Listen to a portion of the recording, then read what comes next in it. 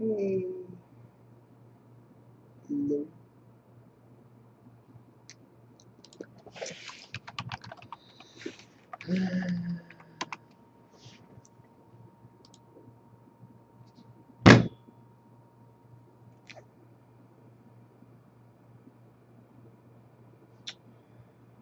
What the heck?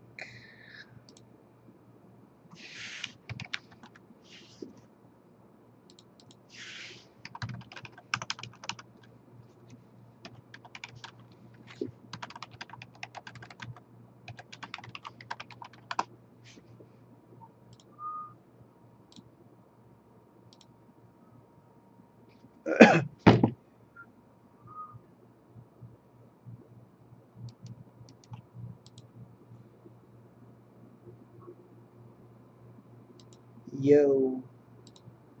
Hold up. Alrighty then. Alrighty then.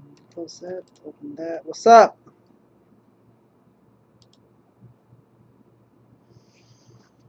Alright. So, where's that one question? Can you guys hear me okay? Just to be sure. View all comments. I believe Norse Hoppers, you guys were asking me if Infinity U 45,000 motors or Lone X. Those are good motors. I have not tried the Infinity motors yet, but I will try them very, very soon. So hopefully it powers up to my Tanley 45,000. So we'll see what happens. Okay.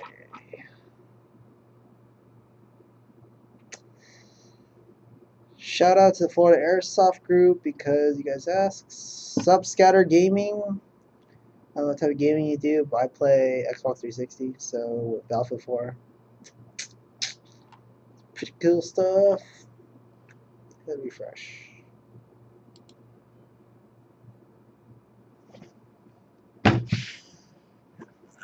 Shout out to CM Lax Bro.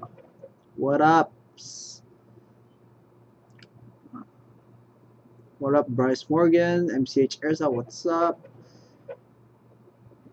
James Wynn, BFC MNP9 KWA Mark II. Ooh, those are great. Both great questions. I personally like my VFC MNP. Why? Because it's freaking amazing and it's an MNP. The Mark II, I know, I believe Daniel has that. No, it says a Mark 1. Can't remember, but those are still both people. I was sticking with my MNP though, just because it's me. But KWA Mark II is pretty good. What's up, A-Team Airsoft?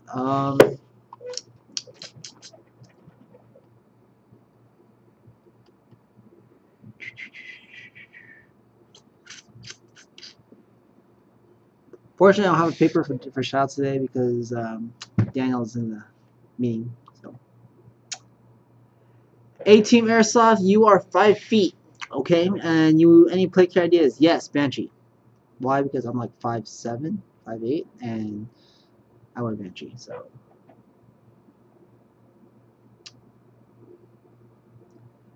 Airsofters vids. Mark, what air do you use to power a Polar Star? Compressed air, like air from a scuba tank, normal oxygen, O2. So 2 molecules, yeah, that, okay. What is this?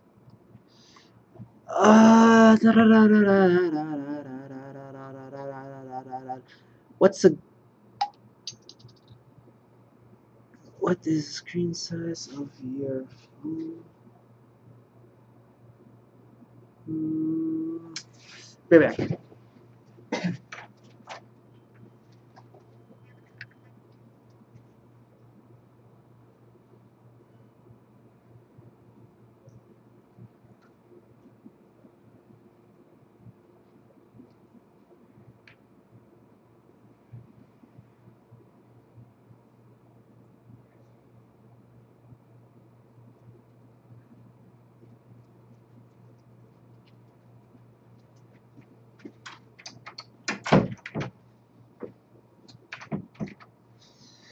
Okay, I'm back. I checked something, but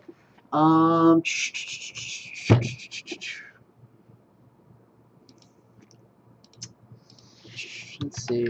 Some questions. Set questions, guys. Scatter games. You get the taco pouches. Those are pretty cool. Shout out to Rod Armstrong.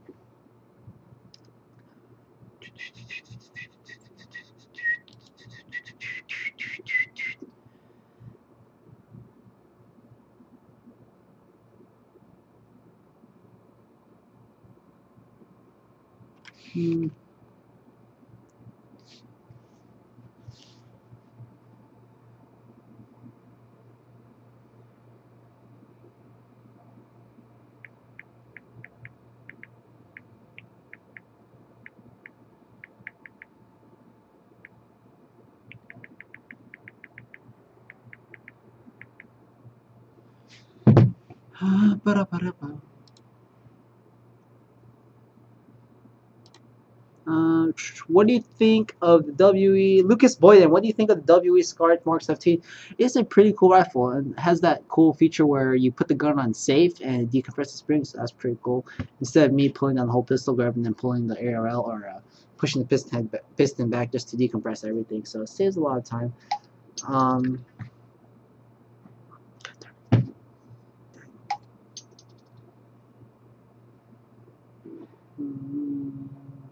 I need a ruler.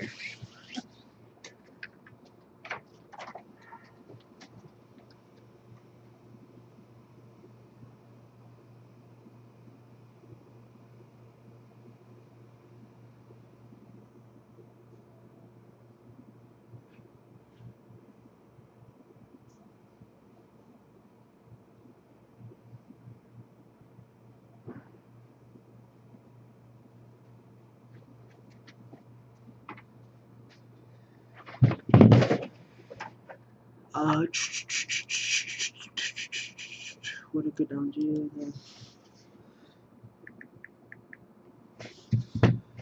one of the best high torque gears on the market. Long's made some good high torque gears, I believe, as well as Siege Tech. Siege Tech has their gears. 18 Airsoft, shout out approved. What are some good upgrades? What are some What are some good upgrades for the G4? Well, it depends on what you want to do. Let me know which kind of setup you're looking for. Pastor Austin, you broke your tap plate. It was one of the recommendations. Yes, Lonex was good ones, as well as the G&G ones are good too. If you can find a garter, those are really good. Yeah, guys, great live show so far. Yeah, no, I'm sorry, I'm not that good, but I'm trying to get all questions done, so I don't have to type it later. Scatter Game, shout out to you, approved.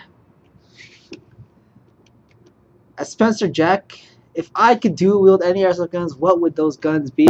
I would say 2 MP9s, just cause they're so fast. Wait, we're talking about airsoft guns or real guns? So,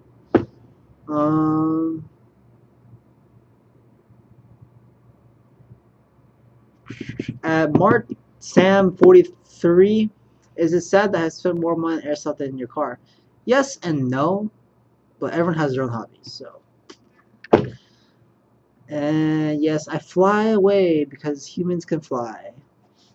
That'd be cool if I could fly. CM Laxbro, is the Madable Black Python a good type or barrel? Madable Black Python is a great type of barrel. It's pretty light and it's affordable. I believe it's made out of aluminum. And it's, depending if you get a 603 or 601. Those are good too. If you want good more range accuracy, use just a Miracle Barrel. Not unless you know how to do an R-hop, that's a good plus too. The Miracle Barrel actually pretty damn good.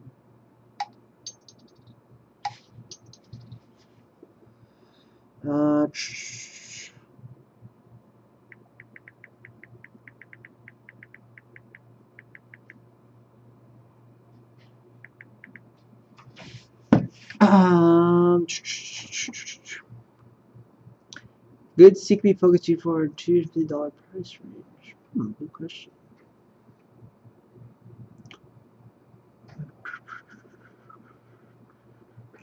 Tech questions. What is my opinion on Polar Stars? Okay, first off, I'm not a fan of Polar Stars. Why? Because as a tech, I prefer to have gears or pistons moving and something inside. That's just me though. But then for other airsoft players that do not have that tech knowledge and want a reliability and have the money to spend for Polar Star, by all means go for it. Why? Because there's less moving parts. It's very consistent amount of air pressure running through the lines from the regulator, etc., etc., etc. If people were using more of the field, I would be fine with me. I don't mind Polar Stars.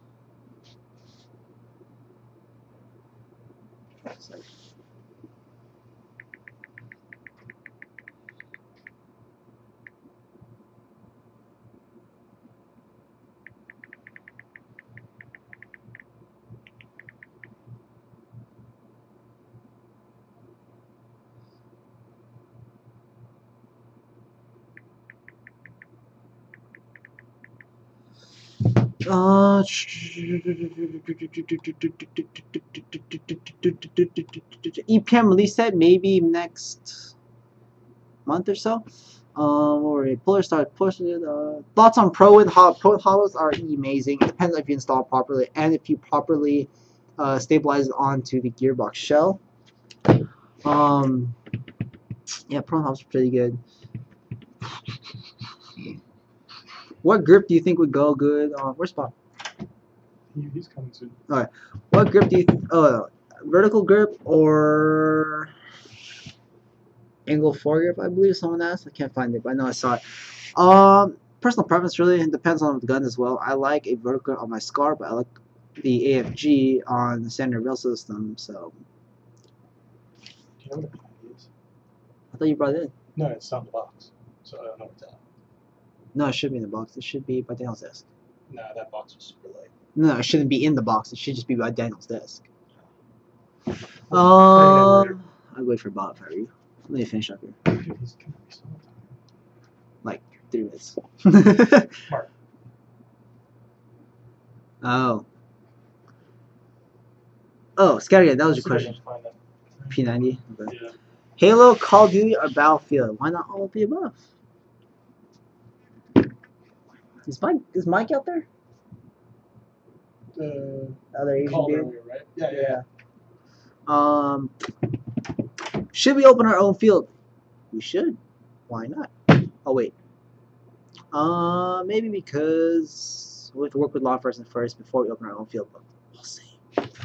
APS Chemo is pretty cool. He says, Jack, why? Thank you. Wear a hat all day, every day. Best upgrades for $100. You get new gears, you get new motor, you get new piston. So, Air Jumper 1, 2, 3, 4. Good polycarbonate piston. Magic box. No questions there. Angled foregrip. What do you mean the best deal you can get? You can just go on our website. So the AFG 1, AFG 2. Okay. Shout out to donkey_airsoft on Instagram. Sure thing. Mark, new hairstyle? No.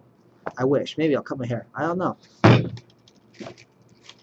Logan Bergman. Is Scarlet more accurate with a grip or angle for grip? What? With a grip or a angle for grip more accurate? It's as accurate as long as you. It's as accurate as the shooter. Thank you. So if you can shoot pretty damn well, you can shoot pretty damn well. Battlefield Hardline versus Battlefield 4. I haven't tried Hardline yet, so I'm sticking with Battlefield 4. Okay, Battlefield 4, Xbox 360, I had a good start. I was going at least 62 and like 10. 62 kills, 10 deaths. Why? People keep reviving me because I'm a support. And I was tossing ammo down for everyone. So it's pretty cool. You guys might hate me for that. So. This table's going to fall. Let's see. Cats, dogs. Did Bob print out some paper? Yeah, he's going to be bringing it in. Okay, cool. What are the fitment issues mentioned on the website? I'm putting the Pro and Hop in the VOC 416. Fitment issues might mean including that it might be too snug on the gearbox, so the upper receivers will not fit properly, so you have to send part of that down, and then I'm going to get kicked out in a few seconds. Watch. Mark, you have a friend waiting out front for you. friend. He's Asian. He's tall and he drives a bike or rides a bike, and he has my Evo. I believe that's a motorcycle, sir. Sir, bro, I don't know. Rosas. Bye, guys. I'll answer tech questions later. Yes. Good job. My shirt's put away. No. I think my chair's broken. It's like Probably is. probably. Hello, everyone. Welcome to the live show on July 1st, 2014. Good to see everyone here. I hope Mark's answering of tech questions went as planned. All right, so we have a couple things to mention for you right off the back. First of all, Save 14 coupon is still in effect for 14% off. And don't forget to sign up for a GI account because basically whenever you sign up for an account, you're logged into our system, you make a purchase, you're going to get 2% rewards back a little bit later on that you can use for future purchases. And then we're basically the only one in the industry that does that. So on top of whatever the coupon code is at the time, you're also going to get that 2% rewards back, I believe 30 days later once it goes through our system. But that said, also check out the GI website because there's some crazy stuff going on for, I believe, was it July? Actually, it just started today. Yeah. Some of the stuff's discounted already. There's going to be quite a wide variety of products on airsoftgi.com that are going to be discounted from now until I believe the 4th or 5th. So go to airsoftgi.com, go all the way to the top and click on, I believe it's GI coupons. Yes. Yeah. GI coupons, and you can check out that deal. It's pretty cool. There's a wide variety of products. I think, was it Spartan Imports, Classic Army, Condor, and a variety of other ones? Yeah, I think Umarex is on there. SOCOM Gear. WeTech? Was it WeTech? Yeah, the scars are 15% off. That's right. So those things are already discounted on the website, so you won't have to apply a coupon code for that already. So that's pretty awesome. Also, in case you guys aren't aware, we're offering over 300 AGs on our website with the Burst Wizard for $20 off. Essentially, you can get a $40 Burst Wizard, but if you buy it with a gun, you're going to have that burst functionality, and it's going to protect your gun over the lifetime of the purchase, and you can get that for $20 instead of $40. So if you want that extra burst functionality, which a lot of players do want, it's pretty awesome, and also to keep your gun safe for a longer term than it normally would without, you can get that Burst Wizard with the purchase of those AEGs. Also, something I was actually recommending to a player today, someone was talking about, how can I get into Airsoft? Like, are there any player packages or packages that will, get me most everything that I need? So I was actually telling them we have some CQR, some KWA CQR packages where you can get the CQR and you can either get that. Well, that's a lot of yelling. You can either get that with 3 extra magazines, or you can get that with 7 extra magazines and a Griffin Golden chest rig and a Dragon Spine belt system. So essentially, all the tactical gear you're going to need, all you'll really need beyond that is really some Face Pro. And I can't remember, does the CQR come with a battery and charger? Does not come with a battery. Okay, so you will need a battery and charger and Face Pro, like, either some goggles or what I would use, which is a full face mask. Got to protect the moneymaker right here. So check out the CQR packages. They're pretty awesome online. They're a really great deal because I know with the one with those 7 mags and the extra tactical gear, it's like, I think it's like $20 more than just the CQR. So it's a stupidly good deal. It really is. Yeah, that is awesome. Really quick answer, hot dogs. Bob, can I have an internet hug? Yes. Your hug has been approved. Okay. Let's try and steady the camera. It'll be Okay, fine. we're good. Also, something else that's worth note is that Assault on Antioch is coming up very soon at GamePod Combat Zone. It's going to happen on July 12th and 13th, and you can tell I'm smiling because there's going to be a lot of really cool stuff at this game that has not been in any of the other games we've run at GamePod Combat Zone before. Basically, every time we come back to GamePod Combat Zone, there's something new and more awesome they've added. Like last time, they added more derelict vehicles to their facility, as well as another vehicle we could use for transport. And they also added destroyable buildings. Basically, they can move around these like 2 to 3 different modules where you could go in with a detonator and detonate basically this charge of pancake mix to show everyone the building's been destroyed. So that's what we saw last time. Now when we go back this time, they have 3 different fog/smoke generators. So we are going to be able to equip the field with fog, which is going to look so awesome on the field. It's going to add a lot of production value. Lights and lasers are going to look that much cooler on the battlefield. And they also have some extra vehicles that we, along with bandits who are going to enter the field randomly, are going to be able to use. So make sure to check out the tickets for Assault on Antioch. Daniel and myself, well, I'll be commanding the south side. Daniel will be my XO. And we've also got Milsom Junkie commanding the north side. And Greg Wong, a.k.a. Spartan 1117 GW, will be the XO for the north side for both days. So it's going to be a really awesome game. Check out those tickets. I believe they're $50 a piece for day 1 and day 2. If you buy them together, they're $90, so you save $10. And we work with GamePod Combat Zone to offer a camping ticket to save on the overall cost of coming down and getting a hotel room. So if you get a $20 camping ticket, you're going to basically be able to camp on the field overnight from the 12th. And you're also going to get dinner that night and breakfast the next morning. And I have just been informed that the lunch for both days, as well as the dinner and breakfast for the camping tickets, are going to be provided by a barbecue team that has competed all across the country. And I believe their short name is Team Bacon. Awesome. So a couple things have been floated around, like tri-tip, barbecue chicken, among other things. So it's going to be some very delicious food, and I highly suggest doing that. We always like to try and put hot lunches, or at least hot food, included into the ticket price of our game, so you guys don't have to go off-site and get that. It just makes it a lot more hassle-free. Other things to mention is that Operation Black Shield tickets are now available on our website. I believe those are $50 for one day, $70 for the whole weekend. Yeah, that's right. I don't know how many staff are going out for Black Shield, but make sure to check out those tickets. It's a Southern California game ticket, I believe, at SC Village. Yes. We also have a deal going on online. Excuse me. For You are excused. Thank you. For kill rags and these hats. Basically, if you spend $75 on our website, you're at least going to get an Airsoft GI dead rag or kill rag included in your order, which is really handy so you don't get overshot on the field. Essentially, once you get shot on the Airsoft field, you pull the dead rag, wave it up so no one keep shooting you. Now, if you spend $100, you're going to get this ACU hat with Velcro, and yeah, this isn't a mesh one. So you get this ACU hat and the kill rag if you spend $100 on AirsoftGI.com. So you're going to get that included in your order. So that is pretty awesome, and I believe that's all the specials I have to mention right now. I want to say that name, but I really can't. Bob, I'm hungry. What should I eat? I would suggest pizza. I'm in a pizza mood right now, but for the Pizza past sounds good. Pizza does sound good. For the past week, I've been in a really big sandwich mood, and someone asked me something recently, like, if you could eat one food for the rest of your life, what would it be? And I said sandwiches, because you could put almost anything in a sandwich and not be bored, whereas if you're stuck with pizza for the rest of your life. It's a very good point. Yeah. Very valid point. Like, the first time I said that, I was like, steak. And then I was like, man, I love steak, but if I had that every day, Every day. it'd get a little boring. Yeah. And you'd probably get sick too, but like if you kept eating that much protein. Yeah. It'd be good sick. It'd be a good sick, but you'd probably get sick. Yeah. Yeah. Yeah, I would agree. Yeah. Gabriel Nieswinter, or Nieswinter, forgive me if I said your name. Bob, you're my fave. Thanks, buddy. I appreciate that. And what is a good gas pistol for $100 and $150? Now, Bill, I'm going to ask your input on this before, after I answer. I would highly suggest, my first thought is the KWA 1911 Mark series. Those are 1911 pistols, and they have a variety of different external features from Mark 1 through 4. I also suggest the KWA HK45. That's what I'm currently been using a lot, and mainly because it has just under 30 rounds in each magazine, which is awesome. Also, the KWA 1911s have increased their magazine capacity by 15%, so 50%. So they're able to carry many more rounds now as well. I think they hold about 21.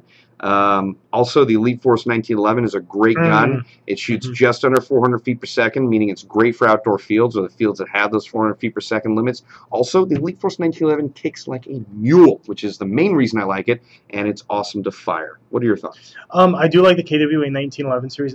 Is the ATV auto under 150?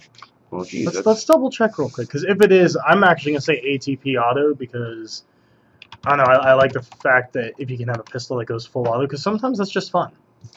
Well, what's nice about the ATP auto is the fact you can switch back and forth between basically, semi and fully automatic. Yeah, exactly.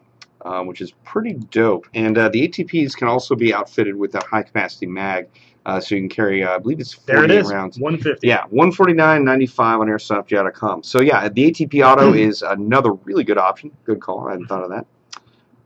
You can take those the old FM folding pistol, the folding Magpul gun. What was that one called? The FPG. I'm just going to let you FPG. search for it. Yeah, the FPG. FPG. I believe it does take the FPG mags, which is pretty awesome. The FPG is a really fun gun regardless, so if you haven't checked that out, that's awesome. Okay, so we actually do have some guns to talk about. The first of which I believe just went on the airsoftgi.com website. This is the Echo 1 AEG M14 Combat Master. Woo. Now this is set up for around $250 on our website. Now this shoots around 400 to 405 feet per second, making it perfect for outdoor fields. What's interesting is that, you know, some people might compare this to an EBR setup because that's what it looks most similar to. But my first thought on this is the fact that usually the EBR setups are incredibly heavy. This is actually a lot lighter than most EBR setups I've had my hands on. So this is really nice. It's actually not very front heavy from what I'm used to with other M14 EBR setups. So this is pretty awesome. It's got an extendable 6-position stock. You got the sling mounts on the rear here. You do have a metal action that sounds really awesome. I think it locks in. Oh no, yeah, no, it will if you press that right there. Oh, there you go. I just like the sound of it. Nice. Awesome. Yeah, that's dope. You also have obviously a rail mount there and rails all along the front and left and right of the gun. So this is a really good deal, at least from Echo 1 on airsoftgi.com. Check it out. Once again, it's $250. Shoots around 400 to 405. Yeah, no. Wow. Yeah, you get all the rail stuff. I mean, I feel so old saying this, but back in the day, like basically, you know, an F14 style, a styled AG like this with a rail kit on it would cost north of basically $400. Yeah. So nowadays, you guys have a lot more options, which is really nice in my opinion. It's actually, what I like about it is that Echo 1's magazine well is the Marui style magazines, which are a lot easier to find than either the Classic Army or the G&G. Can you see that? Mm-hmm.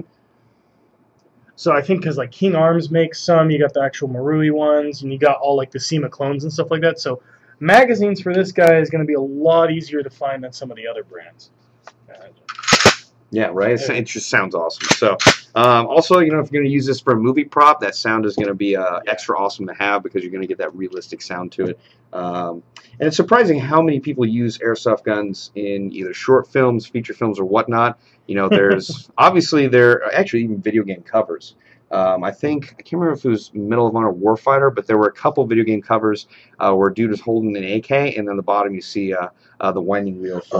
There was a movie. It's called The Devil. I think it was Devil's Double. Oh yeah, yeah. Holding the two gold AKs, that's you can right, see the winding wheel. Yeah, and I do know, in I believe it's Iron Man 2, when oh shoot, I can't remember what is the guy opposite Robert Downey Jr. Don Cheadle. Yeah, Don Cheadle. yeah. On Iron Man 2, they're holed in an area with just pistols, and Robert Downey Jr. is like, "Oh man, I'm out," and he holds up a mag, and it's clearly an airsoft mag with BBs. One sec.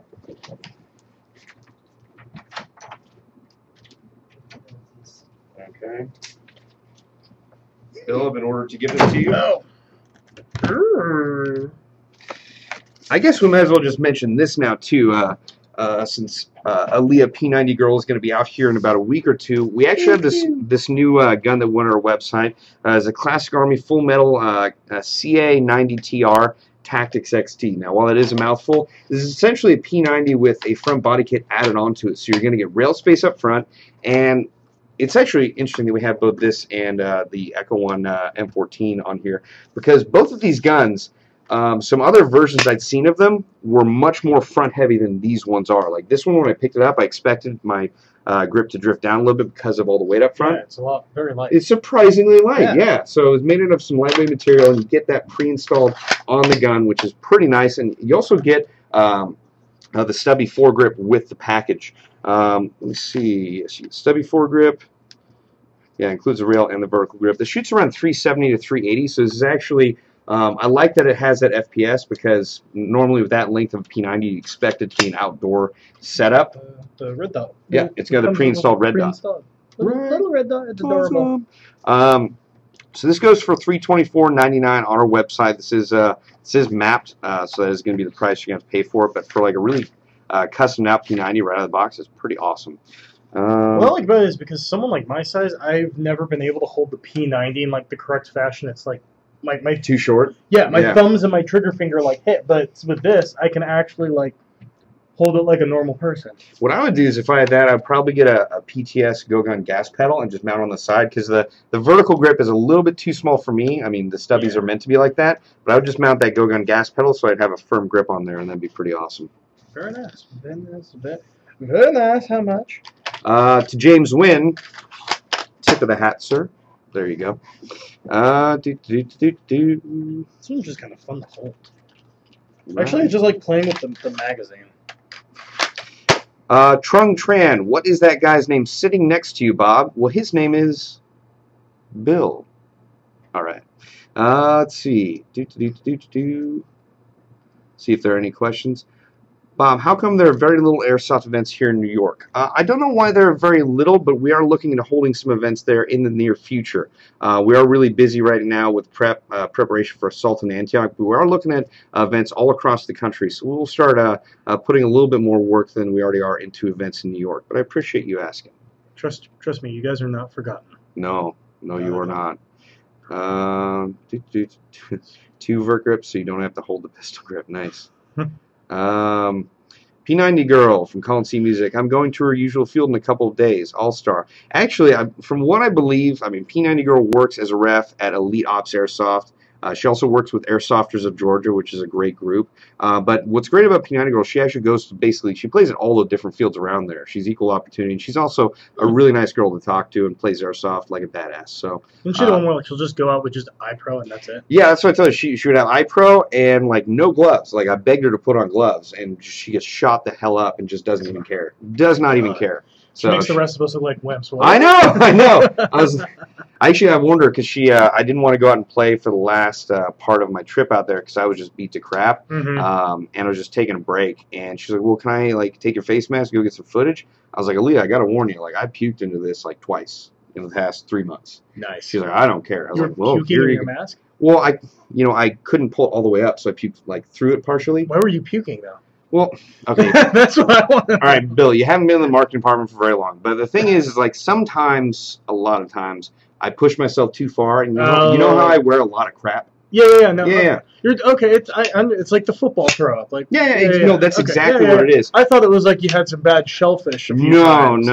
It's generally always I push myself too far. Like at Tim vs. Bob 4. I was up near the front lines, and then a human wave charge happened. I was like, well, I got to be at the front of this. And I let it for a little while, and then about 50 feet later, I was like, oh, God. Oh, no. Oh, God. Oh, and I started there puking. It comes. Yep. I just puked right there, and the best part is one of the refs came up, Aaron Rose, and started laughing at me. He's like, "Ha, you're so stupid, Bob." And then pulled out his sidearm and started firing, and then his mag fell out and dropped right in the puke. And I was like, well, that's what you get for laughing, buddy. Sorry. But, that's awesome. The great part about when I puke is that I'm always able to puke, suck it up, get some breaths in, and get back to fighting and just get right back in there and suck it up. But I actually have been working out over the past year so that I wouldn't puke, and I haven't puked in a year. Well, there you go. See, on the field. See, if you guys don't want to puke, go to the gym and work out. Yes, that's true. Or wear less stupid crap, which I have not given up on. I still wear a lot of stupid crap. Well, because remember, Airsoft is like 90% fashion show and 10% actually play. I'd say 50-50, but it's still a fashion show. It is. John Doe, I'm not ignoring you because I see your comments. Okay. What about events in Chicago from Ryan McGee? That is actually also one of the other places we're looking at, so we are considering that as well. All right. Ben Chan, what about events in Canada? I would love to have an event in Canada. That would be super exciting. I've been to Canada before. I'm a big fan of it. It's a little weird to get used to kilometers, but I got used to it. But yeah, no, Canadians, from my experience, are really awesome folks, so I would love to have an event there. What the hell's a kilometer? Well, I just had forgot that it was not miles up there, so I was like, what the... Oh, right, I'm in Canada. You're like, 90? Oh, my God. Yeah, but Canada's a great place. And their military is first rate. No joke. Zorai, what is the best thing you guys have ever put in a mystery box? Ooh. I can answer that. You go with your choice. Yeah, I think it was 2 years ago we had a vote in the office. Like, do we put this in the mystery box or do we put a minigun? I was like, oh, minigun!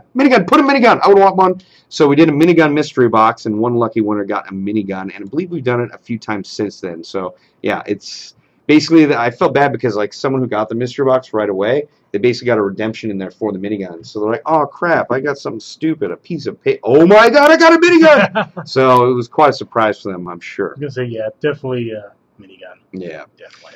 Doop. Okay. All right. Hey Bob, when is the next East Coast event? From Connor Verate or Virat. Sorry if I missaid your name. Well, I believe there is an East Coast event that GI Tactical is working with Exxon to put on. It's called Reaper Venom, I believe. Yeah, Op Reaper Venom. Op Reaper Venom. That's not a GI event, but GI Tactical is working with them because I believe it is going to a good cause. And also Exxon in Virginia does work a lot with the local community and does some really amazing things. So it's great just always to be able to work with them to have an event out there. But it's possible that we may have a Bob's Rebel training camp coming to the East Coast sometime around the September-October region. Yeah, possibly. So we'll let you guys know as soon as we have details we can share with the public about an event out there or a Rebel training camp. So, okay. Oh yes, actually, We got some stuff. speaking of events, we do want to show you. Let's show them the guns first. Should we show them the guns first, or should we make them wait a little bit? Nah. Oh, okay, let's we'll show show you. it. Okay, Here, let's take these off the table. Okay, so we've got two very special guns that we're going to be raffling off at Assault on Antioch to keep with the post-apocalyptic feel. We had the tech department put together two guns that were distressed. Basically, they made them look like they'd be guns you might find in a post-apocalyptic battle. So I'm going to grab the first one right here. We don't have a build list, so we're just going to basically talk about the external features right off the box, right off the bat.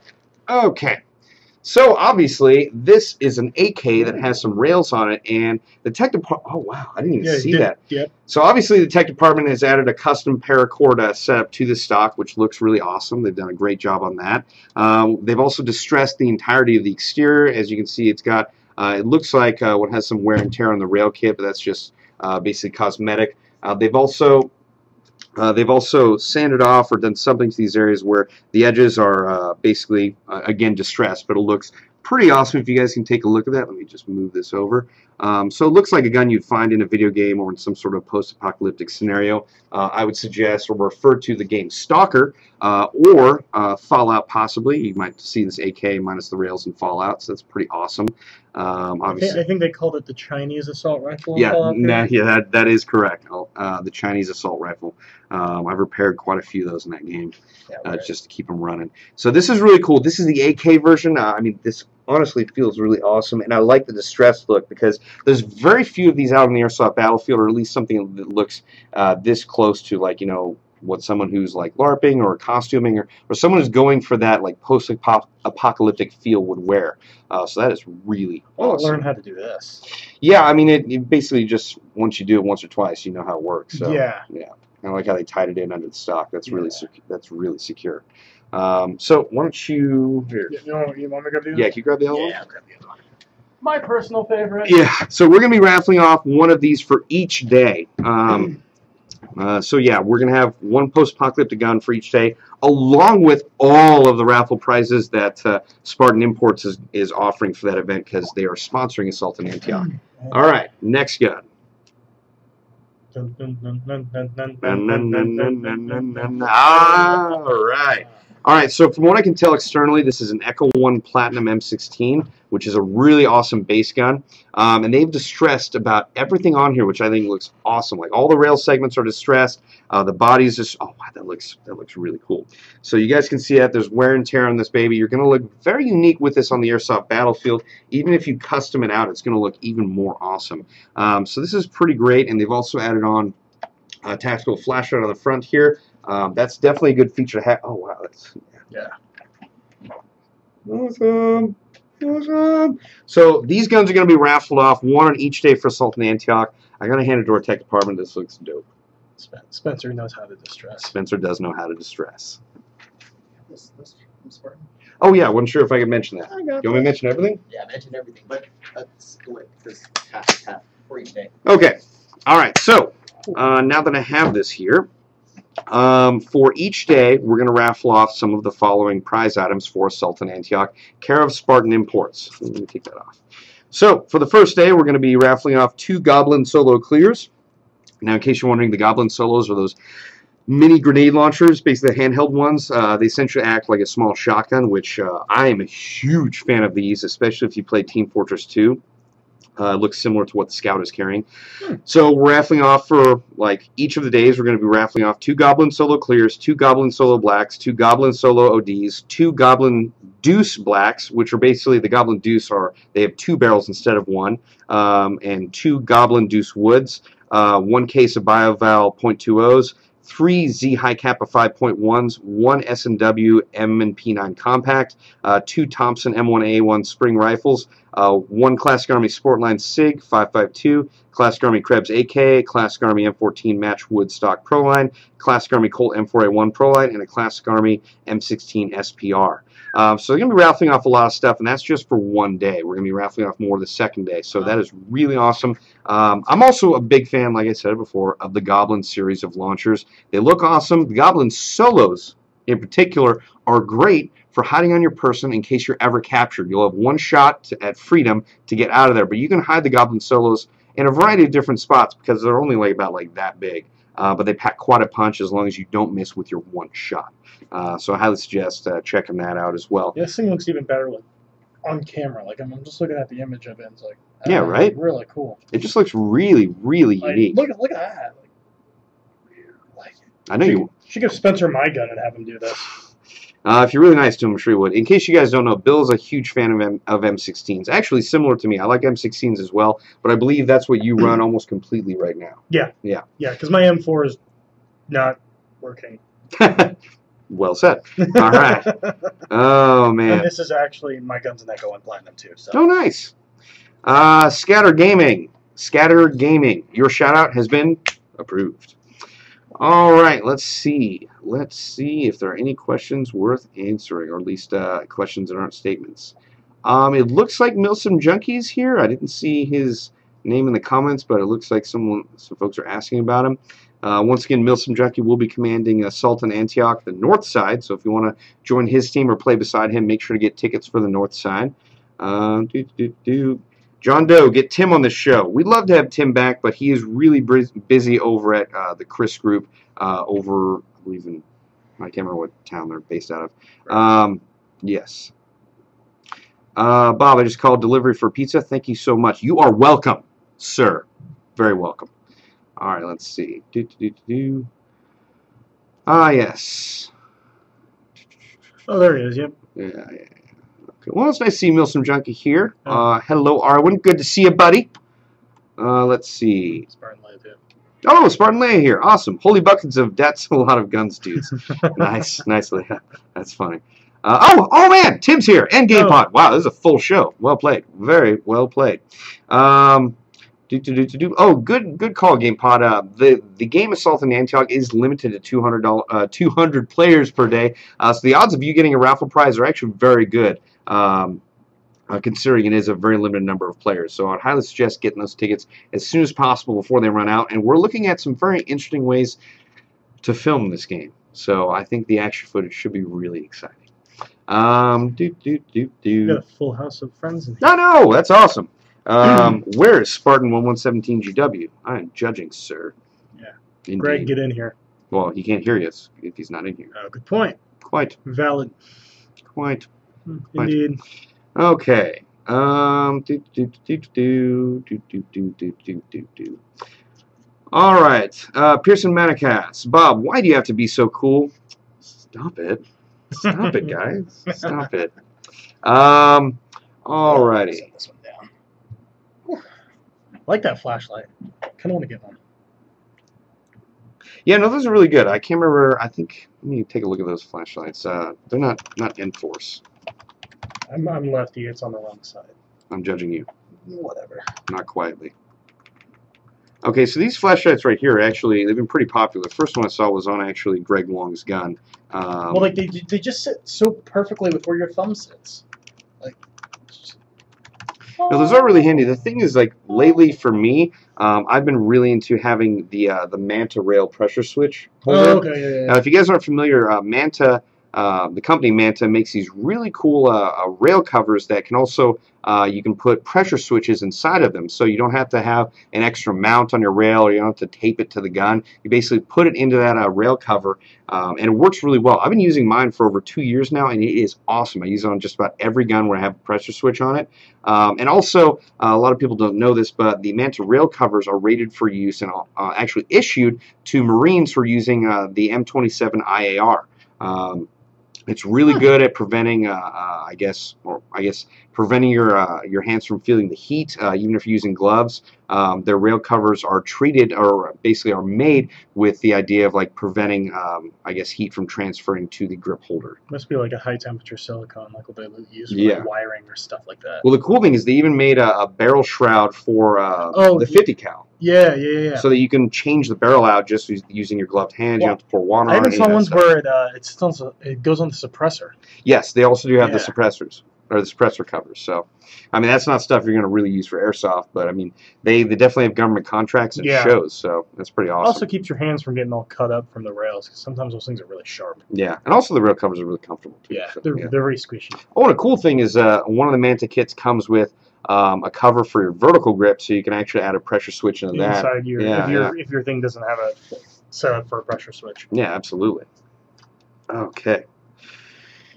All right, so we do have some more products to mention to you. I believe you're familiar with these, so why don't you start talking about those, and I'll cover this. So, these guys right here, let me see if I pull up on one side. Let's see how much they are real quick.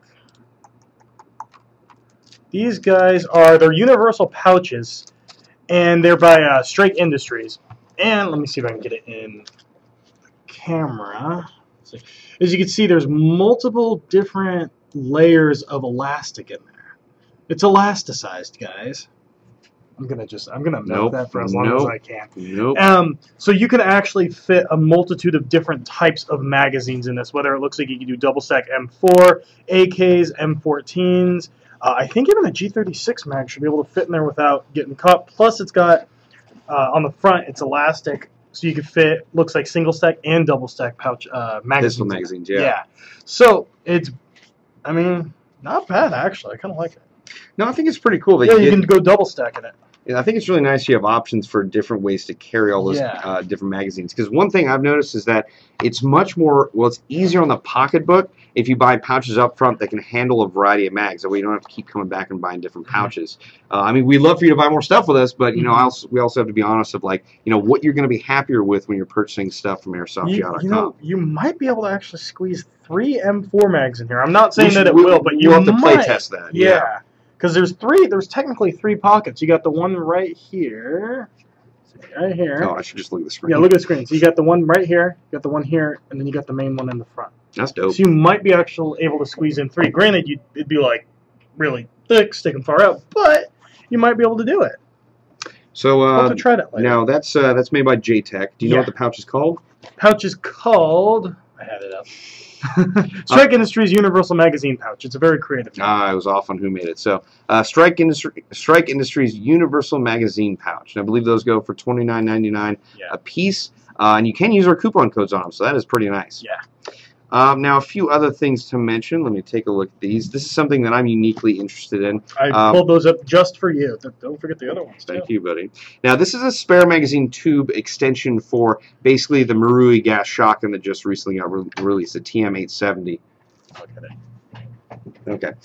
So essentially, you know, you can put this on there and it'll give you the full magazine tube look. Now, I don't know. I mean, it looks like you could put some extra shot shells in here to carry. It wouldn't be probably that tactically beneficial to hold them in there because you'd hear them moving around and you wouldn't be able to access them quickly.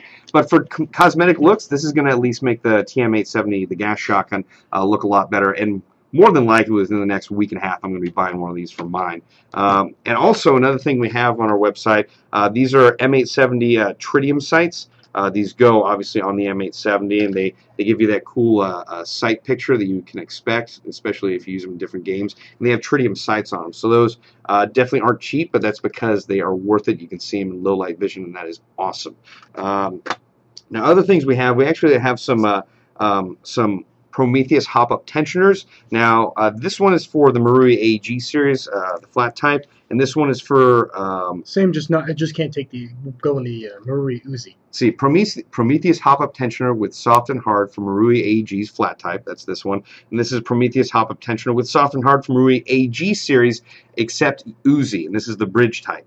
So we have these two types that are going to go on our website very soon. So if you guys are looking for that, we will have it, and I highly suggest taking advantage of it. I think it actually might already be on the site. Is it? I think so. I Bill? want to say they're about like 16 or 17 bucks. Okay. 17. Yep. 17 dollars. I'm judging. Dollars. I'm judging. Baller. Judging. Okay. Also, for all those out there that have a KeyMod rail setup, we now are carrying the Parallax Tactical KeyMod rail. So it's essentially an additional rail that you can slot on anywhere on the KeyMod system. KeyMod rails that has, the KeyMod rails. It's a really nice feature that we're finally carrying some sort of rail segments you can add on there. Daniel already added one to his gun. It's a really nice thing to have because looks like it's only 20 bucks, and you can use the coupon codes to drop the price even further to basically have an extra rail segment or a couple that you can move around anywhere you want on that rail system, and it's pretty nice considering the KeyMod rails are so lightweight already. Christian Sheffer, Bob, come back to SS Airsoft. That was a great field. I would love to come back. Atlanta, Georgia is an awesome place. Connor Beauford, Bob, I think we need another internet hug, group hug. Okay. Are you good that side? Oh, God. My God's in the way. All right. Okay. Hug approved. Okay. Bob, what would be some cool-looking attachments to the JG G36K? Off the top of my head, I mean, I would definitely always want to have a flashlight. Maybe a laser would be cool. I think an angled foregrip would look pretty cool on it. An angled foregrip would look cool on that. Perfect right in that little rail piece. It also kind of fits with the overall look of the gun, too. Yeah, so. Kind of like the futuristic, like, sharp lines kind of thing. Yeah. I think it looked really good. Yeah. Garen Williamson. I just bought a gun from Airsoft GI. Can I get a shout-out? Absolutely, Garen Williamson. Your shout-out is approved. All right. Let's refresh this. So what do you think about KeyMods, Bob? What are your thoughts? What are my thoughts on the KeyMods? I think they look really cool, and I think the greatest advantage for them is the fact that they're so lightweight. I personally don't like how slim it makes the gun look, although overall it does look. It's actually weird because, like, I hope Daniel's not watching. I don't like the look of them on Daniel's gun because I think they're too smooth, and I think it looks a little weird on the MKM. But on the Crytek Trident CRB, for some reason, it looks perfect. It fits perfect with that gun. But the thing is also I'm partial. Like I just got a regular rail setup. I believe it's a 12-inch for my LM4, and it's the first rail setup I've ever put on my LM4. So I'm not going to get a KeyMod right now just because I just got one for my LM4 and want to play around with it. I have so many stupid things I've already put on it. Just put a grenade launcher. Here's the thing is I've run with a grenade launcher on my M4 and my M16 all the way since Line Claws 1. So I know those fields. I know. Yeah. I ran one up until like a few months ago. Yeah, and the thing is you'll notice like, you know what, actually I've seen that photo. You'll notice it adds so much weight onto the front end. It really does. But it doesn't really add a lot of effectiveness. Yeah, no, it doesn't. It just looks cool. Let's be honest, it just looks really cool. That's half the battle. So, yeah. But the cool thing about it is the reason why I started taking grenade launchers a little while ago, like back on, I believe it's Lion Claws 9 and 10, is the fact that, actually no, it's just 10, is the fact that, they have vehicles there, so if you have those rocket rounds for your grenade launcher, it's effective. So, yeah. I think I've only, utilized it correctly once. This was back at Hollywood Sports Park before they changed the field. Mm-hmm. So back when you used to walk through, the center portion, I was field. They hadn't even built the airsoft field yet. There was a bunch of dudes just hanging out, hiding in the bush. I launched it, and it all just rained on top, and 5 guys stood up and walked away. Just made it rain? Yep, pretty much made it rain. Nice, Bill. Nice. Yeah. All right. David Krebs. Bob, what would be a good intermediate, I assume you mean M4 instead of less than 4B, price range of $200, $250? I would highly suggest, either the Ek-1 Platinums. Spartan Imports has a line of variety of guns, more specifically their Scars, if you're looking for a Scar. That's around, actually, let me just check. They have some sport lines from Spartan Imports that are actually more affordable than that. But I would say, The general gun I would suggest for the $200, $250 price range are our FMG4s, essentially our full metal G4s. The internals and the guns are put together by Lonex, which has a really great track record for internals. And also our tech department puts together a variety of the FMG4s, so you can just pick which one you want, you know, with a variety of different rail segments or other things on there. So you're going to have a lot of options when you check out the FMG4, so I'd highly suggest starting there. We also have the G-Force too, which I think some of them fall in that price. Yeah, I think the G-Force, some go to like 190 or 210, and that's usually because the rail setups on them. Yeah. So also the G4s are another option. If I had my preference, I would go with the FMG4s. That's just me. Whoops, scrolled too far. Too much scrolling. Shout out, Roberto Romero. Your shout out is approved. All right. On a key mod rail, how can you put the attachments on? That's from Peter Alvarado. Well, if you get the Parallax Tactical key mod rail, essentially it comes with these 2 sets of Allen screws and the 2 sets of receivers for those Allen screws. So once you attach that to the Parallax rail, you can slot it into the gun and tighten it up a little bit. So it's really simple as long as you have at least that rail segment. Basically, you click it in, push in, and tighten it in. Okay, yeah.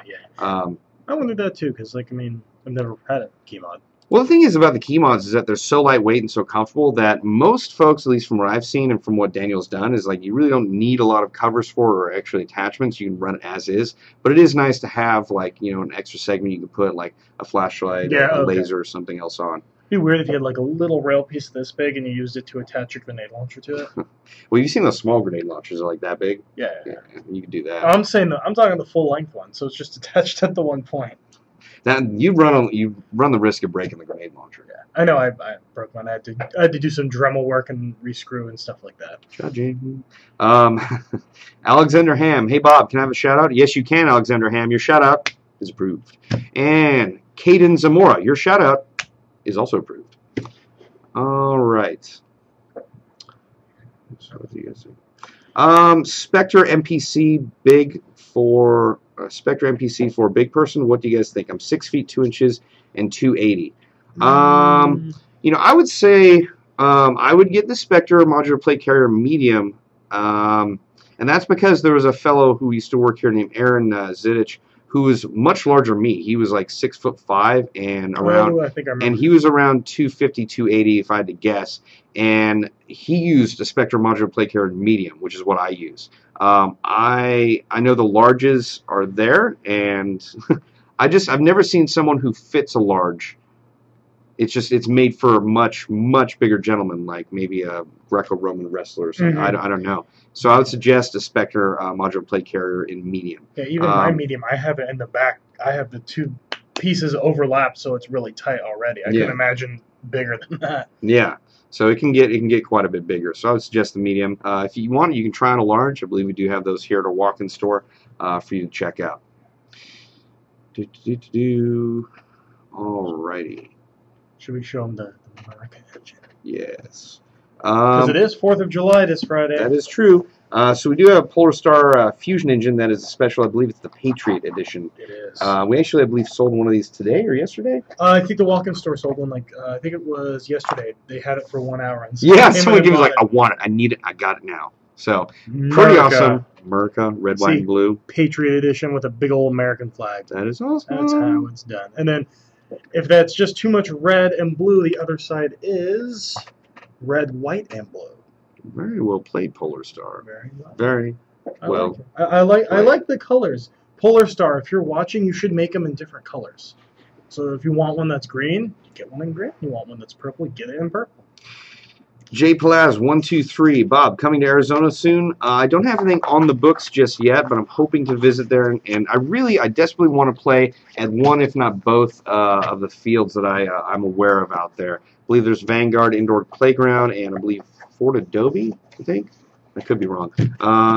But yeah, I definitely want to come back and play there. It's nice to see you again, J Palaz. I remember you being at our sales. It's always fun saying hi to you. Yeah.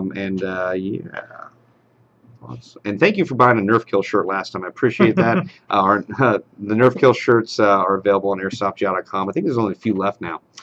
Bob, can I have a shout out? Yes, Gabriel Neiswinter or Neiswinter. Forgive me if I said your name wrong. Your shout out is approved.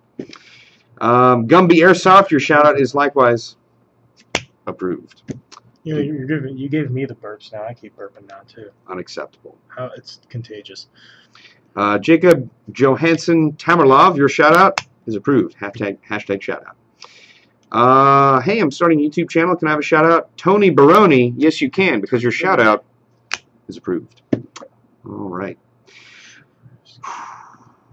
Ooh, Enforce WML weapon mounted light or Surefire Scout light. I would probably have to go with the Surefire Scout light just because the Enforce weapon mounted light is really awesome, and I'm always tempted to get one, but I just really like, because I switch what hand I'm firing the gun with all the time based on what corner I'm on. I really like having the pressure switch mounted on top. So I don't like having the pressure switch on one side or the other.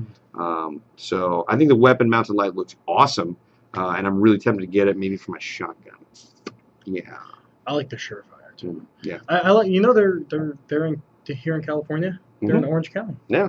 It's amazing. A company that makes suppressors in like 100-round magazines is in California. Yeah, you wouldn't expect that at all. Yeah, really wouldn't expect it. No. Alias SLH. There are no upgrades for the KWA KMP9. Slightly incorrect. Well, I guess maybe you're correct because there's a downgrade available. Yeah, so no, okay. There are several things you can do to the KMP9. In fact, I've done some of them to my KMP9. You can get the DangerWorks flute valve and get that installed by a professional or someone knows how to do it. I didn't, so I went to a professional. That will drop the FPS below CQB regs, so it'll go from just under 400 feet per second down to just under 350 feet per second. So you can use it at CQB facilities where that gun rocks and rolls. There's also the KWA low power bolt, which you can just slide in the bolt as opposed to opening up the bolt and putting in the DangerWorks flute valve. You just replace the whole thing with a low power bolt. So that's easier tech-wise, but it's also a little bit more expensive than just buying the DangerWorks flute valve. And what's cool about DangerWorks is that it's essentially just one person making all these different parts, and he makes them because he wants to use them, and usually by the time he makes them, no one in the community has made those yet, so he's usually the first person to come out with those parts, which is really awesome, and it's a one-man operation, which I think is really, really awesome and very American. So very well played, DangerWorks Dave. Oh, is Spartan here? Because I see someone saying I was trying to find him. Yeah. Oh, hey, Ashton Hurd. You get a shout out from me, Bill. 3, 2, 1. Okay. Okay. Yeah, we're done. That's fine. Okay. This is from It's Monkey Gamer. Hey Bob, I'm getting my first airsoft gun soon, and was wondering what would be the best attachments. Echo One Red Star AK-47 Riz. Now, first off, one thing I always suggest is having a flashlight or at least a vertical grip. Just because I find they're useful in a wide variety of situations. Lasers are really cool, but they're not always that necessary for fields. Obviously, this gun is going to come with a foldable vertical grip, so you're already covered on that one. What's really nice about it, though, is you're going to have all that rail space. So I would highly suggest getting a flashlight. You can get one with an offset mount, so you can clip it onto the top, and it'll be offset to the side, and then put a pressure switch wherever you want it. You're probably, knowing that AK, you're probably going to have to put it on the left or right side, because you may not be able to reach all the way up to the top. So that would be my suggestion. Get a flashlight and a pressure switch. Or you can get an N4 light like that, a weapon-mounted light, and that'll actually look pretty good on that gun. And then I would highly suggest getting a sling, too, maybe a one-point sling or something else you're really comfortable with. I need to get a sling. Yeah. Actually, it's funny, Spartan 1117 GW's here, and he actually really likes the N-Force weapon-mounted lights. He uses them a lot of his guns. In fact, I believe the last time I saw his PTS ERG had an Enforce light on it, so they look really cool. It's just a matter of if it fits your playstyle. John Doe, this is to Bob. Well, the question, yeah, that makes sense. How many Nerf axes do you have? Currently, I have 3. I try not to buy more than I'm going to use. I have the Mark I, which is the original. That is safely in a place of honor at my domain. I take out right now the Mark II, which was signed by folks that went to Bob the Axeman Zombie Extravaganza a couple years ago. I have a 3rd one, which I haven't brought out yet because I want to camo it out, and I'm in the works to make some new axes because the Nerf axes have been discontinued. I'm working. What? They were discontinued like 2 years ago. I haven't been to a Toys R Us in a while, so. I go all the time. It's okay. I like Lego still too. So. Well, I go there because Toys R Us a couple years ago incorporated a candy and snack section. I think I remember that. Yeah. And then they're like, "Oh, it's making kids fat," so they took it out. Well, there's still a small candy section, and they used to always have Wonka bars. Have you ever had a Wonka bar? Actually, no, I have not. Oh my God, there's some of the most you guys out there. You got to try a Wonka bar if you can Now I'm find gonna it. have to try and find Some of the most delicious candy bars you'll ever find. They're a little hard to well, actually they're pretty hard to find if your name is Bob Hildebrand right now. But essentially it's chocolate with gingerbread balls inside of it. Like, you know how like a Crunch bar has like dried Rice Krispies? This has balls of gingerbread. That sounds amazing. Or no, excuse me, balls of graham cracker. That sounds amazing. It's really awesome. Sounds amazing. And I believe every so if you ate a marshmallow at the same time, you're kind of having a s'more. yeah, essentially. Wow. Or you could just put that in there and marshmallow on top. Yeah. Yeah. Oh yeah, that's a good point. Yeah. Put it on a burger flipper. What's like a spatula? Spatula. Yeah. So just do that and cook it like that, and be like, all right, melt and just eat it straight. Yeah. Oh man. All right, Gumby Airsoft is getting another shout out. This time to Envy Airsoft in North Carolina. Envy Airsoft, your shout out is approved. All right. Rusky Airsoft, you're trying to get big on YouTube, which is why your shout out is approved. All right. All right, Vanessa Walker, which game mode do you like most? And please shout out Stampy Longnose. Stampy Longnose, your shout out is approved. Now, as far as game modes, and I definitely like your input on this because we've done some different game modes recently, and some were more fun than the others. The most fun game mode I can think of right now, where it gets your heart pumping a lot, is our Hunger Games series of Airsoft games. Yes. The first Hunger Games we did, which was right before the release of the most recent movie, that thing has got over 500,000 hits. It's on our main page right now. You should definitely check that out.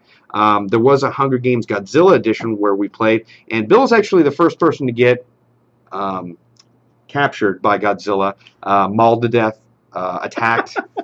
Basically, Bill tried to escape through a window, which he wasn't going to fit through, and that was really funny. That was really funny. So, yeah, those are my favorite games right now. Bill, what about you? Honestly, the one that we played that same day, Kill Confirmed, that one really got my heart racing because, like, normally I'm more kind of slow when I play, but, like, because of that one, I was sprinting all around the field, and, like, you can team up and go, like, shoot someone, hey, they're down, go get their patch. Like, I was trying to post up higher up in the building because I had more range, but I really like the Kill Confirmed just because it actually made me run for once. Yeah, so actually, I realize I should tell people how these games work. Kill Confirmed, essentially, each team has a bucket of patches, and they have their patches on their vest when they start out, and each time you get shot, you go down for 30 seconds. Now, that gives the enemy team the chance to come up and grab your patch, giving them a point, or it gives your team member an opportunity to come up and grab the patch off of you so that the enemy team doesn't have the chance and preventing them from getting that point. Once your patch is taken, you head directly back to respawn, put on a new patch, you're back in the game. What was really fun, I noticed on that Kill Confirm game, or actually every Kill Confirm game that we've ever played, is that sometimes like we'll get shot really close to our spawn, and the guys who shoot us will kind of quote-unquote dick around for a little bit, and then we'll run back to spawn really quick, and then just put on a patch and immediately engage them, and almost every time they're like, oh my god, we didn't think about that! So it's really funny. In our Hunger Games, how that works is we'll all generally start out in the middle of the field. The cornucopia? No. Here, let me explain, because we do it a little different than how Hunger Games actually is. We'll start out in the middle of the field in a circle, all holding hands or whatnot, and then the refs for the game, as well as the camera people, will have already scattered all of our personal weapons around the field. Some of them will have mags that are completely full. Some of the magazines will be half full. Some of the mags for the gas guns might not be filled with gas, but if it's not filled with gas, they'll have a gas can right there. Sometimes the safety's just on. Yeah, and sometimes the battery's not plugged in. Thanks, Daniel. And other times, we did one game where if the mag is not in the gun, it will be somewhere within 15 feet of the gun. You just got to find the mag. So that's really fun, but you got to play with people who are comfortable with, letting other folks use their guns in case they happen upon it. So that's always fun. We have tried a more version of Hunger Games that was more loyal to how the books are. So we all started in a very large circle, and all of the guns were in the center. And basically, the closer you got to the center, the better and better the guns got. So we'd have like knives and a flashlight on the outskirts, a pistol, and then maybe my battle axe, and then you'd have like a gas blowback rifle, and then in the center you'd have a saw. So basically, that's more in keeping with book. true to the book of how Hunger Games actually goes. I get the feeling it didn't work as well as we. Well, no, it actually worked really well because the way that the game went was exactly like the book. Like the okay. So what I did is I ran out there immediately, grabbed a gun, and then just booked it the hell away. Like, nope. Done. So like the people that went for the stuff in the center, like half those people died almost immediately. Like within 10 seconds, like there's a gunfight there. Someone got hit with an axe. Someone got threw a grenade. Like half the people were dead, and I just picked a position really up high and started gunning people down. So it was funny because it was more closer to the books. But filming wise, it was like, oh, it's been 3 minutes. The game is done. Dead. Yeah, everyone's dead. That was really fun. We should go to a Toys R Us and get one of those Nerf bow and arrows where you just pull it back to compress the air and you let go so we can actually be like the Hunger Games. Well, they actually have an arrow tag thing out now where they use regular bows with the foam tips. Oh god, that would hurt so bad. No. I'm sorry. It's not a hunting bow. It's not a compound bow. Well, still like one with like a 35-pound draw. That still has some force behind it. Yeah, but the arrows are pretty lightweight, and the arrow tip is like that big and made out of foam, so it doesn't fly that fast. So yeah, those are pretty fun. I'd actually like to try that. I think I saw. I think I saw it. Someone put it in our chat, and like, that was me. Yeah, that was you. And it was like kids are like, hey, and they're like shooting it. I think I remember that. Mad Melon 454. Would you recommend a KMP9 as a secondary to an Angel Custom L96 in an overnight milsim game? I need a very light secondary with high RPS. A KMP9 would work. The tough thing about carrying it as a secondary is you have to have a good way to mount it where you can access it quickly. We are hopefully going to be getting in some Kydex holsters for the MP7, and hopefully we'll make one for the MP9. I don't know. That's a tough call, because if I were you and you're looking for a lightweight secondary that could put out a lot of firepower, I would suggest what Bill mentioned earlier, which was the ATP Auto. Yeah. Because it's much lighter weight, it's more compact, and if you get the extended magazine, you're going to be able to hold just as many rounds as you would in the KMP9. But that's just if you want something more compact. I personally love the KMP9, but it's just if it's your secondary, I would suggest something more with a pistol that has a full auto capability. Okay, looks like we're getting to the end of our show, but we have a few minutes to answer questions. What's that? Oh, yes. Taco Town Hero, chest rig versus plate carrier versus vest. Which one would be best for intermediate player looking for a lightweight loadout? Bill, do you want to have first crack at this one? Yeah, I would actually probably say a chest. If you're going for lightweight, a chest rig, but basically like the bare essentials one where it just holds the few pouches, kind of like the Griffin Golem chest rig. Thank you. I can't talk. That one. Or Condor did just release, or at least we started carrying the, what's that one called? It's made in the U.S. Condor released one where it holds something like, I want to say it holds a total of like 12 magazines on the front, and it's just a basic chest rig with like an H harness kind of style. Plus, then also, I mean, you do have like the Blue Force gear, some of their chest rigs as well, which are those going to be very, very lightweight. Condor one's called the Barrage chest rig. That's what it's called. Yeah, the Barrage chest rig, and that is made in the United States of America, which is nice.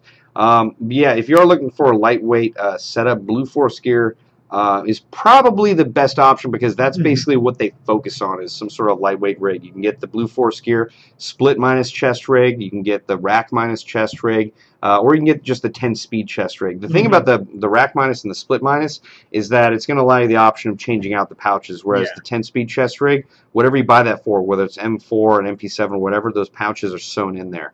But it's also going to be a little bit more affordable in the long run for you, so you won't have to buy those extra pouches. Personally, that's funny.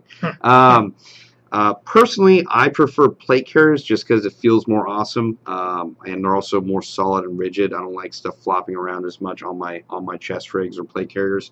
So I prefer plate carriers, but if you're going full lightweight, a chest rig's probably your best option. Bob, can I please get a shout out? MCH Airsoft, your shout out is approved. All right.